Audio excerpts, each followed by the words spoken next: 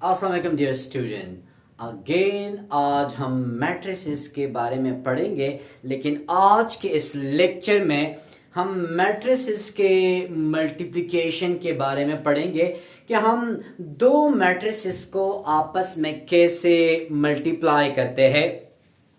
इससे पहले जो लेक्चर था उसमें से हमने मैट्रिसेस की एडिशन के बारे में पढ़ा था कि हम दो मैट्रिक्स को ऐड कैसे करते हैं। तो एडिशन के लिए कंडीशन ये था कि दोनों का ऑर्डर सेम होना चाहिए। अब यहाँ पे जब हम दो मैट्रिसेस को आपस में मल्टीप्लाई करेंगे तो उसके लिए क्या कंडीशन होना चाहिए स्टूडेंट। फॉर एग्जांपल अगर मेरे पास यहाँ पे ए मैट्रिक्स है और उसके अंदर एलिमेंट है 2, 5, 3, 7, ये हमारे पास है ए मैट्रिक्स। मेरे पास यहां पे स्टूडेंट है बी मैट्रिक्स। यहां पे मेरे पास जो मैट्रिक्स है 1, 2, 4 एंड 8। मैं यहां पे इन दोनों मैट्रिसेस को आपस में मल्टीप्लाई करने की कोशिश करूंगा, लेकिन मल्टीप्लिकेशन के लिए हमें एक कंडीशन याद करना होगा। हम दो मैट्रिसेस को तब आपस में मल्टीप्लाई कर सकते हैं कि अगर फर्स्ट के नंबर ऑफ कॉलम सेकंड के नंबर ऑफ रो के बराबर हो। आपने CR याद रखना है, क्लास रिप्रेजेंटेटिव। इट्स मीन कि फर्स्ट के नंबर ऑफ कॉलम सेकंड के नंबर ऑफ रो के बराबर होंगे, तब जाके उन दो मैट्रिसेस को हम आपस में मल्टीप्लाई कर सकते हैं। अगर ये कंडीशन कोई भी मैट्रिक्स ओबे ना करे तो हम उन मैट्रिसेस को हम आपस में मल्टीप्लाई नहीं कर सकते। स्टूडेंट, अगर यहाँ पे ए एंड बी के मल्टीप्लिकेशन करूंगा तो सबसे पहले अगर यहाँ पे देखा जाए स्टूडेंट, तो मेरे पास यहां पे नंबर ऑफ कॉलम कितने हैं स्टूडेंट? 2 कॉलम है, 1 एंड 2। तो इट्स मीन कि 2 कॉलम है। यहां पे 1 रो एंड 2। इट्स मीन कि number of column number of row के बराबर है। यहां पे मैं ए और बी को मल्टीप्लाई कर सकता हूं। स्टूडेंट, अब मल्टीप्लिकेशन कैसे करेंगे? यहां पे लिखिए स्टूडेंट 2, 5, 3, 7, 1, 4, 2, 8। स्टूडेंट, यहां पे ए बी मैट्रिक्स को मैं आपस में मल्टीप्लाई करना चाह रहा हूं। अब एडिशन में तो बहुत सिंपल था कि हम करस्पॉन्डिंग एलिमेंट को आपस में ऐड किया करते थे। अब यहां पे कैसे करेंगे स्टूडेंट? यहां पे तरतीब कुछ यूं है कि हम फर्स्ट रो को पहले फर्स्ट कॉलम के साथ मल्टीप्लाई करेंगे, फिर फर्स्ट रो को सेकंड कॉलम के साथ मल्टीप्लाई करेंगे। It's mean first row first column, फिर फर्स्ट रो सेकंड कॉलम, फिर second row first column, second row and second column. Student, multiplication हम कुछ यूं करेंगे, 2 मल्टीप्लाई 1, बीच में स्टूडेंट लगाएंगे प्लस, फिर 5 मल्टीप्लाई, देखिए फर्स्ट एलिमेंट को फर्स्ट के साथ, सेकंड को सेकंड के साथ। तो यहां पे फर्स्ट रो को फर्स्ट कॉलम के साथ मल्टीप्लाई मैंने कर लिया। अब मैं फर्स्ट रो को सेकंड कॉलम के साथ, तो क्या लिखूंगा स्टूडेंट? 2 multiply 4 plus 5 multiply 8। तो यहां पे फर्स्ट रो को फर्स्ट कॉलम के साथ, फर्स्ट रो को सेकंड कॉलम के साथ। इट्स मीन कि फर्स्ट रो की मल्टीप्लिकेशन कंप्लीट हो गई है।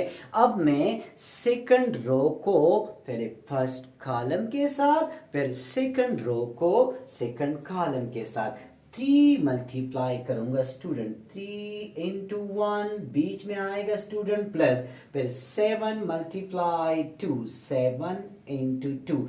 तो मैंने यहाँ पे सेकंड रो को फर्स्ट कॉलम के साथ मल्टीप्लाई कर दिया। Now second row with second column, so 3 multiply 4, 3 multiply 4, 7 into 8। मतलब फर्स्ट एलिमेंट फर्स्ट के साथ, सेकंड एलिमेंट सेकंड के साथ। देखिए 2 into 1, 5 into 2, first row first column, 2 into 4, 5 into 8, first row second column, again second row first column, 3 into 1 बीच में हमेशा plus लगाएंगे, 7 multiply 2, similarly second row with second column, 3 multiply 4 and 7 multiply 8। तो student यहाँ पे हमारे पास आ जाएगा A B मैट्रिक्स जो आ जाएगा 2 and 5 2s are, देखिए 2 1s are 2 and 5 2s are 10। यहाँ पे आ जाएगा स्टूडेंट 8 and यहाँ पे आ जाएगा स्टूडेंट 40। यहाँ पे स्टूडेंट आ जाएगा 3, यहाँ पे आ जाएगा 14, यहाँ पे स्टूडेंट आ जाएगा 12, यहाँ पे आ जाएगा स्टूडेंट 56। तो A B matrix is equal to, ये हो जाएगा स्टूडेंट 12, ये स्टूडेंट हो जाएगा 48, ये आ जाएगा 17 और ये हमारे पास आ जाएगा स्टूडेंट 68। तो इसी तरह हम किसी भी दो मैट्रिसेस को आपस में मल्टीप्लाई करते हैं। अब थोड़ा सा मैट्रिसेस की जो शेप है उसको हम चेंज करते हैं और फिर मल्टीप्लिकेशन की कोशिश करते हैं। फॉर एग्जाम्पल स्टूडेंट मेरे पास यहाँ पे सी मैट्रिक्स है और यहाँ पे मेरे पास एलिमेंट है 1 2 3 4 एंड यहाँ पे मेरे पास जो डी मैट्रिक्स है स्टूडेंट उसके अंदर सिर्फ और सिर्फ मेरे पास 7 और 8 है।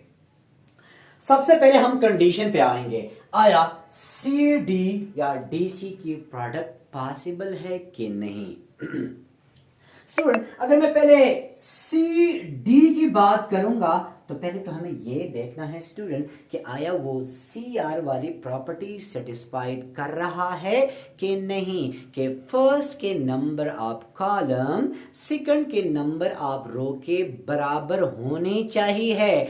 अगर ये बराबर नहीं है तो हम इनको आपस में मल्टीप्लाई नहीं कर सकते। अगर आप यहाँ पे नंबर ऑफ कॉलम देख ले 1 एंड 2, यहाँ सी के अंदर 2 कॉलम है। अगर मैं डी के अंदर देखूं बच्चे तो फर्स्ट रो सेकंड रो, तो यहाँ पे मेरे पास number of row number of column की इक्वल है। तो इट्स मीन के सी डी की मल्टीप्लिकेशन पॉसिबल है। अब इनकी मल्टीप्लिकेशन हम मालूम कैसे करेंगे स्टूडेंट, तो यहाँ पे पहले लिखूंगा सी मैट्रिक्स, फिर लिखूंगा student D matrix 1 3 2 4 and 7 8। Again वही तरीका कार होगा, फर्स्ट कॉलम की मल्टीप्लिकेशन, पहले फर्स्ट रो की मल्टीप्लिकेशन फिर सेकंड रो की मल्टीप्लिकेशन। तो मैं पहले 1 3 को फर्स्ट कॉलम के साथ, फिर 2 4 को 7 8 के साथ। स्टूडेंट तो हम कुछ यूं करेंगे कि C D is equal to, मैं इन दोनों मैट्रिसेस को आपस में मल्टीप्लाई करना चाहता हूं। 1 मल्टीप्लाई 7 प्लस 3 मल्टीप्लाई 8। अब कोई और कॉलम नहीं है जिसके साथ मैं मल्टीप्लाई करूं, तो इट्स मीन फर्स्ट रो की मल्टीप्लिकेशन कंप्लीट हो गई है। अब सेकंड की बारी, 2 multiply 7, 4 multiply 8, 7 1s are 7 and 8 3s are 24, 7 2s are 14 plus 32। तो यहाँ पे स्टूडेंट मेरे पास जो मैट्रिक्स बन जाएगा ये आ जाएगा स्टूडेंट 31 और ये मेरे पास है 2 और 4 6 और ये आ जाएगा स्टूडेंट 46। तो इस तरह सी डी की हमने मल्टीप्लिकेशन कर दी। अब हम चेक करेंगे कि आया डीसी का मल्टीप्लिकेशन पॉसिबल है कि नहीं। स्टूडेंट अगर मैं d को c के साथ मल्टीप्लाई करूंगा तो d के अंदर जो नंबर आप कॉलम है स्टूडेंट तो एक कॉलम है और यहां d के अंदर देखिए d के अंदर एक कॉलम है, c के अंदर हमारे पास 2 रो है। तो अगर मैं dc सो इट्स मीन कि dc की मल्टीप्लिकेशन पॉसिबल नहीं है क्योंकि मल्टीप्लिकेशन के लिए जो कंडीशन होना चाहिए वो ओबे नहीं कर रहा। सबसे पहले जब भी हम मैट्रिसेस की आपस में मल्टीप्लिकेशन करेंगे तो सबसे पहले ये बात होनी चाहिए कि ये वाली कंडीशन कि फर्स्ट के नंबर आप कॉलम सेकंड के नंबर आप रो के बराबर आने चाहिए। अगर ये बराबर नहीं आ रहे तो हम इनको आपस में मल्टीप्लाई नहीं कर सकते। स्टूडेंट यहां पे एक और वर्ड हम यूज करेंगे, हम वर्ड यूज करेंगे scalar multiplication. Scalar multiplication, what is mean by a scalar multiplication. Student यहां पे अगर फॉर एग्जांपल मेरे पास x एक मैट्रिक्स है और 1 2 4 3 2 1 7 8 4 ये कोई भी एक मैट्रिक्स है जिसको मैंने x नाम दे दिया। अब यहां पे स्केलर मल्टीप्लिकेशन से मुराद क्या है कि अगर मैं इस मैट्रिक्स के साथ 3 मल्टीप्लाई कैसे करूंगा, 1 2 4 3 2 1 7 8 4।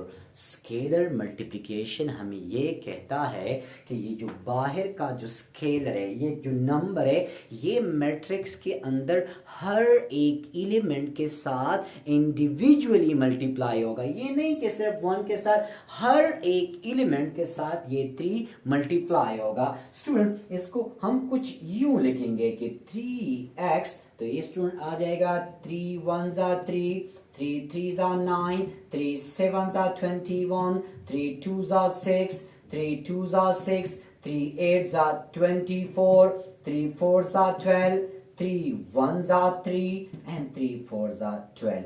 स्टूडेंट इसको हम कहते हैं स्केलर मल्टीप्लिकेशन। तो मल्टीप्लिकेशन के लिए हम जिस तरह मैंने कहा कि number of row number of column के बराबर होने चाहिए, लेकिन फर्स्ट के कॉलम सेकंड के रो। इसी तरह जब भी हम मल्टीप्लिकेशन करेंगे तो फर्स्ट बात कंडीशन की, दूसरी बात स्केलर मल्टीप्लिकेशन से मुराद क्या है कि अगर हम कोई स्केलर नंबर मल्टीप्लाई करेंगे तो इस मैट्रिक्स की ईच एंट्री के साथ ये नंबर इंडिविजुअली मल्टीप्लाई होगा। 3 1s are 3 3s are 3 7s are, हर एक एलिमेंट के साथ स्टूडेंट ये मल्टीप्लाई हो। अब स्टूडेंट ये मैट्रिक्स A और ये I2 मतलब आइडेंटिटी मैट्रिक्स ऑफ ऑर्डर 2। अब इस A मैट्रिक्स को मैं इस आइडेंटिटी मैट्रिक्स के साथ मल्टीप्लाई करना चाहता हूं, तो देखते इसका हमारे पास रिजल्ट क्या आता है। स्टूडेंट अगर A को I के साथ मल्टीप्लाई करूंगा तो वही सबसे पहले वही कंडीशन के फर्स्ट के नंबर ऑफ कॉलम सेकंड के नंबर ऑफ रो के बराबर आनी चाहिए। तो देखिए यहां पे 2 कॉलम 2 रो, इट्स मीन कि इसकी मल्टीप्लिकेशन पॉसिबल है। 5 3 7 8 1 0 0 1। स्टूडेंट वही तरीक़ाकार कि हम इनको कैसे मल्टीप्लाई करेंगे। स्टूडेंट अब मैं थोड़ा सा डायरेक्ट करूंगा। देखिए पहले फर्स्ट रो को फर्स्ट कॉलम के साथ, फिर फर्स्ट रो को सेकंड कॉलम के साथ, लेकिन फर्स्ट एलिमेंट को फर्स्ट के साथ और सेकंड को सेकंड के साथ। 5 1s are 5 प्लस 3 मल्टीप्लाई 0, तो फर्स्ट रो का फर्स्ट कॉलम के साथ मल्टीप्लिकेशन कंप्लीट हो गई है। अब फर्स्ट रो को सेकंड कॉलम के साथ 5 मल्टीप्लाई 0 प्लस 3 मल्टीप्लाई 1, तो यहां पे आ जाएगा स्टूडेंट 3। सिमिलरली यहां पे फर्स्ट रो का सेकंड कॉलम के साथ मल्टीप्लिकेशन कंप्लीट हो गई है। अब सेकंड रो की बारी आ गई है। 7 मल्टीप्लाई 1। फिर देखिए फर्स्ट एलिमेंट को फर्स्ट के साथ, सेकंड को सेकंड के साथ। देखिए स्टूडेंट, अगर यहाँ पे 3x3 मैट्रिक्स होता तो अगर थर्ड एलिमेंट आता यहाँ पे, थर्ड एलिमेंट वहां पे, तो थर्ड एलिमेंट को थर्ड के साथ मल्टीप्लाई करता। 7 multiply 1 and 8 multiply 0। Similarly 7 multiply 0 and 8 multiply 1। तो स्टूडेंट, जब a और i को मल्टीप्लाई कर दिया, 5 plus 0 5, 7 plus 0 0 plus 3 and 0 plus 8। यहां पे अगर आप मैट्रिक्स को गौर से देख ले, जब ए को आइडेंटिटी मैट्रिक्स के साथ मल्टीप्लाई कर दिया तो वही मैट्रिक्स ए वापस आ गया। मैट्रिक्स ए के साथ मैंने आइडेंटिटी मैट्रिक्स आप ऑर्डर 2 मल्टीप्लाई कर दिया तो वही मैट्रिक्स ए वापस आ गया। तो इट्स मीन कि A multiply A matrix A identity matrix है। जब मैंने मल्टीप्लाई कर दिया तो क्या आ गया स्टूडेंट? ए मैट्रिक्स वापस आ गया। सिमिलरली स्टूडेंट, अगर मेरे पास 3 मल्टीप्लाई अगर 1 के साथ करूंगा तो 3 वापस आता है। इसको हम क्या कहते हैं? मल्टीप्लिकेटिव। क्या कहते हैं student? Multiplicative identity. Multiplicative identity. देखिए हम इसको क्या कहते हैं स्टूडेंट? मल्टीप्लिकेटिव आइडेंटिटी कहते हैं। तो सिमिलरली देखिए, जितनी भी रियल नंबर्स है उन सब के लिए जो मल्टीप्लिकेटिव आइडेंटिटी है स्टूडेंट, वो है 1। अब मतलब जिस एलिमेंट के साथ भी 1 मल्टीप्लाई करोगे वही एलिमेंट वापस आएगा। तो यहां पे वो आइडेंटिटी, मल्टीप्लिकेटिव आइडेंटिटी का जो रोल है वो आइडेंटिटी मैट्रिक्स अप्लाई रोल अदा कर रहा है। तो जितनी भी मैट्रिक्स है अगर उसको मैं आइडेंटिटी मैट्रिक्स के साथ मल्टीप्लाई करूंगा तो वही मैट्रिक्स आएगा। तो जितनी भी मैट्रिक्स हो उसका जो मल्टीप्लिकेटिव आइडेंटिटी मैट्रिक्स होगा क्या होगा स्टूडेंट? वो आइडेंटिटी मैट्रिक्स होगा। और याद रखिए स्टूडेंट, अगर मेरे पास कोई भी मैट्रिक्स हो, फॉर एग्जांपल अगर बी मैट्रिक्स के साथ आई मल्टीप्लाई, आई से मुराद आइडेंटिटी मैट्रिक्स। अगर स्टूडेंट अगर आइडेंटिटी मैट्रिक्स के साथ बी आई मल्टीप्लाई करो या आई बी मल्टीप्लाई करे, दोनों सूरत में हमारे पास क्या आएगा स्टूडेंट? बी आएगा। तो स्टूडेंट लेकिन ये आइडेंटिटी मैट्रिक्स के लिए सिर्फ ये सोल्यूशन आता है अगर मेरे पास फॉर एग्जांपल ये सी डी कोई भी 2 मैट्रिक्स है, अगर सी डी को मल्टीप्लाई करो या डी सी, मतलब दोनों का अगर ऑर्डर चेंज करूं तो जरूरी नहीं है कि आंसर सेम आ जाए, लेकिन आइडेंटिटी मैट्रिक्स मल्टीप्लाई करूंगा स्टूडेंट तो आंसर सेम आएगा। स्टूडेंट इसको वैसे हम commutative law with respect to multiplication भी कहते हैं। अगर ये होल्ड करे तो हम कहते हैं commutative property with respect to addition. अगर हम बीच में प्लस लगाए और आंसर सेम आए, और अगर बीच में प्लस लगाए स्टूडेंट तो हमेशा आंसर सेम ही आएगा। लेकिन मल्टीप्लिकेशन के लिए हर वक्त पॉसिबल नहीं है, कोई एक्सेप्शनल केस आ सकता है कि सी डी डी सी के बराबर हो। इंशाल्लाह स्टूडेंट जो नेक्स्ट लेक्चर होगा हम उसमें से कुछ मल्टीप्लिकेशन के क्वेश्चंस और इंशाल्लाह मल्टीप्लिकेटिव इनवर्स मालूम करेंगे।